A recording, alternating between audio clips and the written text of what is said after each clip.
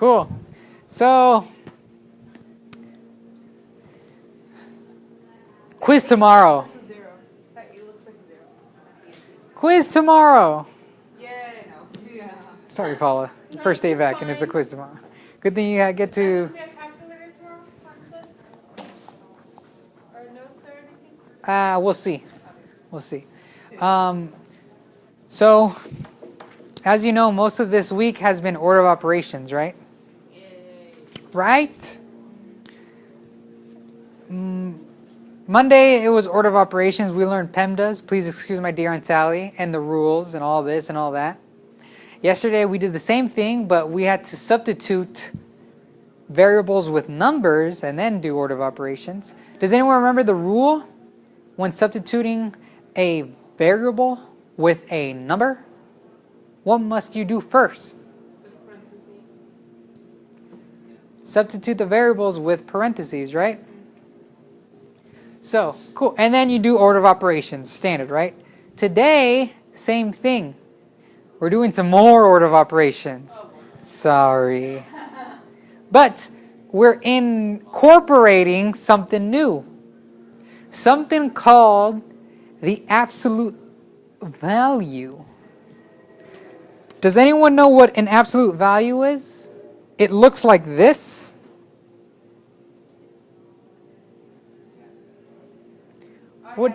What does this mean? Is that a one or is that Those are lines. lines with a negative? Yeah, I know what it is. The answer to this is 5. Why? Because the absolute value of negative 5 is 5. Pretty much, the absolute value of anything is always positive, right? So, that's it. Let's do some work now. We're done. No. No. So, for the first time in this class, I will finally explain to everyone, Paula, Randy, Borat, Chris, Naveed, maybe David. I'm actually listening, so I'm listening. I will explain to you why. No. If you don't know already, never ask why in this class. Never. When you learn something, just go with it. Do it. Don't ask why.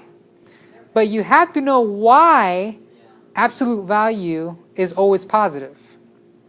And it comes down to this right here. Let's have an example. This example right here. Let's say, Paula, let's say you live in this neighborhood in this side, in the negative side. Let's say you live right there, right? The negative 7 place. You go over to visit Chris. You go visit him. He lives a couple blocks away Okay. at negative 2, right? Tell me, what's the distance that you walked or ran or whatever?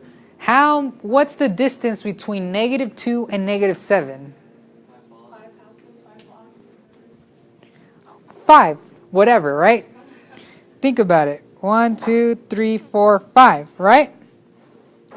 5. 5. The thing is, sure, your guys' houses were in the negative part, right? Negative 7 to negative 2. But you don't say you walked negative 5, right? You never say that. You can't go negative distance. Like, I mean, sure, you could reverse, you could go back, like reverse, but that same distance from where you were at is not negative, right? That right there is what absolute value is. That's why absolute value is always positive. There's no such thing as negative 5 distance, whatever, right? The actual raw distance between your negative 7 spots and your negative 2 spots, the actual distance is just 5 whatever. 5 blocks, 5 miles, whatever, right? Literally, that's what absolute value is. And it's symbolized via 2 lines. I don't want to say brackets because if we remember from yesterday, brackets are like this, which is just another way of writing parentheses, right? Nested parentheses. So you have a 2 plus parentheses 5 times 2, right? There's a parentheses there, but we use brackets to symbolize another parentheses. So these aren't brackets. Keep in mind, they are straight little lines next to A wall. That's a wall. Nice. Right? It's a little room. Look at it. It's the 5 inside a room Ooh, a house. with the little garage right there. And a dog. Seriously. That looks like steak. What's the tail? What's the tail of the dog? What's the tail of the dog? Oh. That's awkward. Okay. So, whatever. So that's what absolute value is. It's pretty simple, straightforward when you're given something like this. That was absolute value, 2. It's always positive, right? But obviously that's not what we're doing. What we're doing is combining our absolute value, our new knowledge of what absolute value is, along with our order of operation skills, right? So we're given something like this, let's say.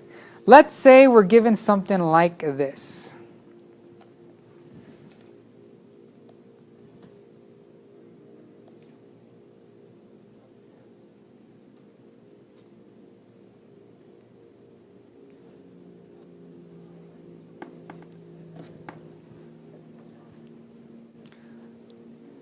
So we have negative 20 times the absolute value of 17 minus 34, right?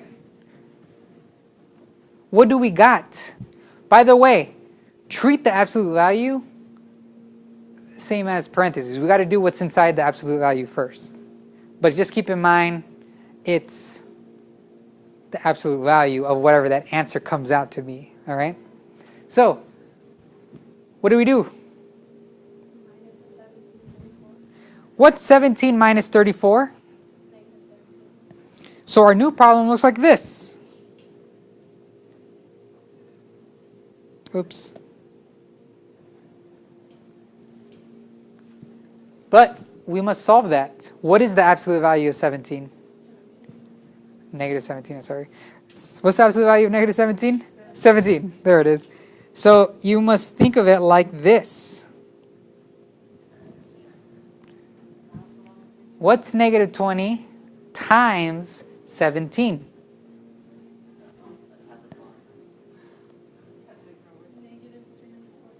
Negative 340. Way off, Grace. What was your answer? 17,000?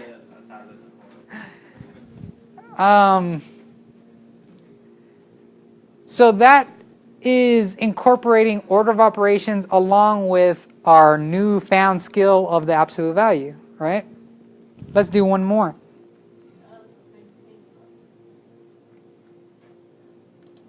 It's the same thing, except a lot of you, or not a lot of you, but some students in this spot right here, and when doing this, they would do negative 20 times negative 17 right off the bat. And they'd get 340, right? Positive 340. That's wrong.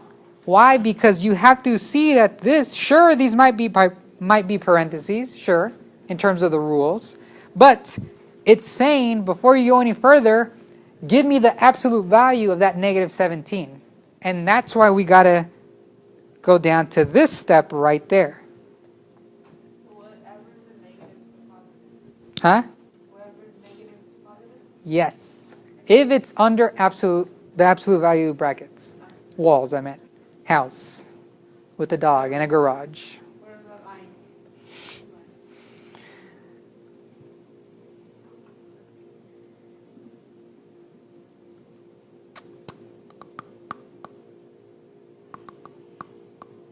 Let's see. Let's see a good example right here.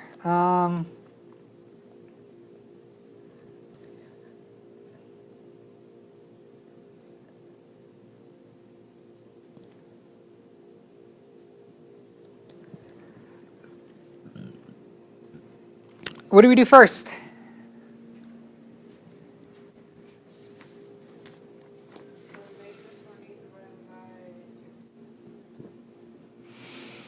Negative 28 divided by 2? What does that become? Negative 14. What must I do next?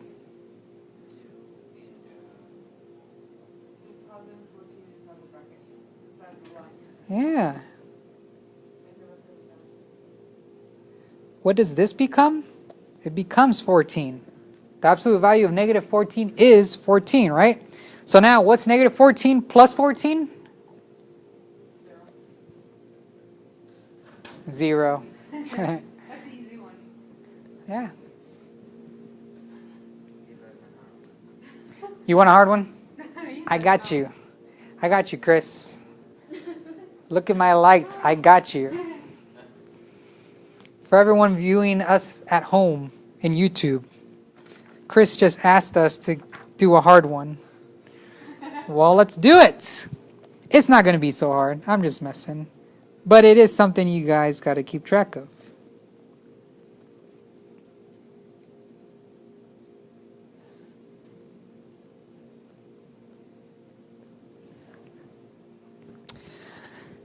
I'll start doing this for my ones so that you could see the difference.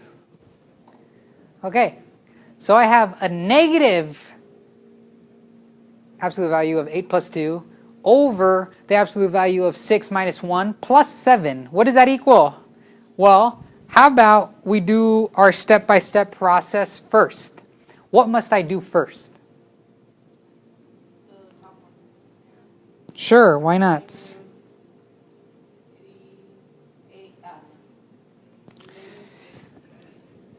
Negative, 8 plus 2, you mean? We got to do what's inside here first, right? What's 8 plus 2?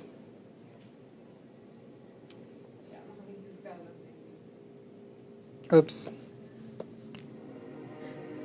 10, right? It's still in the absolute value. What's the absolute value of 10? Exactly, right? So, that just becomes literally... It becomes a negative 10 because of this outside negative symbol. Did you see that? So now, what is the absolute that new negative 10 over the absolute value of 6 minus 1? Well, what's 6 minus 1? 5. What's the absolute value of 5? 5. Right? If you really want to see it step by step, 6 minus 1 is 5. The brackets come down. Then you ask yourself, what is the absolute value of that number? 5. And what we got was our 5. All right? Plus 7. So now we have this process right here, this step. What must you do first looking at that? Do they not need to be in the brackets anymore? Once you've asked yourself, what is the absolute value of 6 minus 1? And you determine the absolute value of 6 minus 1, or once you determine the absolute value of that answer that you got, 6 minus 1 is 5, right? Once you ask yourself, what is the absolute value of that number, 5, and you come out with 5, you no longer put the brackets. It's only when you ask yourself, what is the absolute value of that number in that bracket? So the whole point of asking that is so that we could get rid of those brackets for those walls. So now looking at this one right here, what do I do next? We divide negative 10 divided by 5.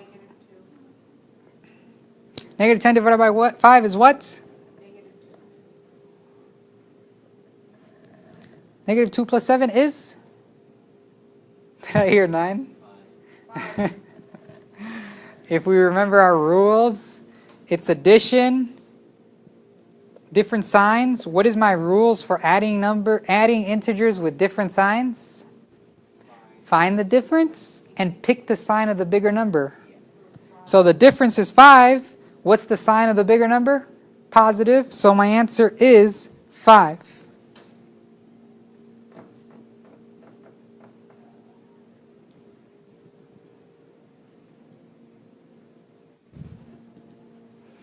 One more time.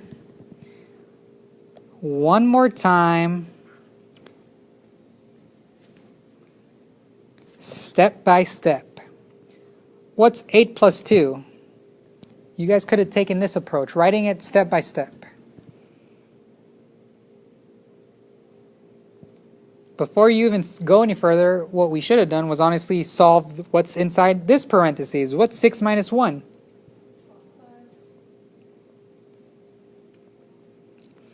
All right, then ask yourself, what is the absolute value of 10?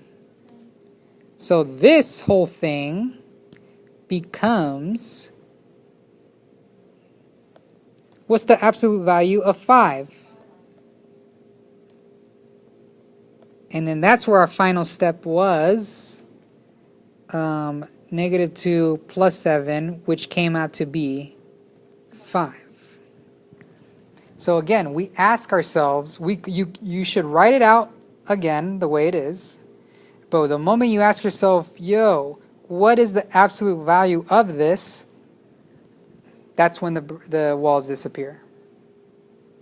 The moment you ask yourself, what is the absolute value of the number that I'm looking at?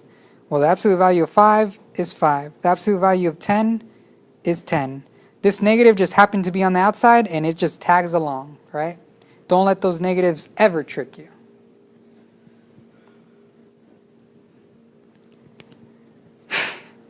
Absolute value. Do we understand what absolute value is? Pretty straightforward.